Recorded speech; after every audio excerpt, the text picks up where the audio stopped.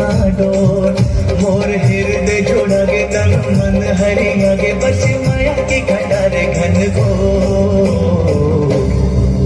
तोर माया के मारे तोर माया के मारे तोर माया के मारे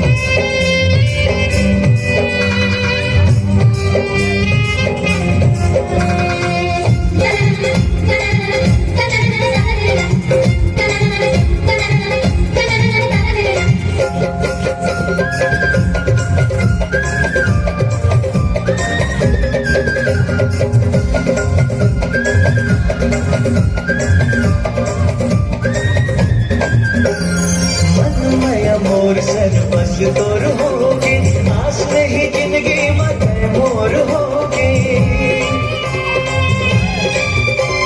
छोड़ के फिर निर्मोही जन होवे सुख के अपार चाहे दुख दुबर होवे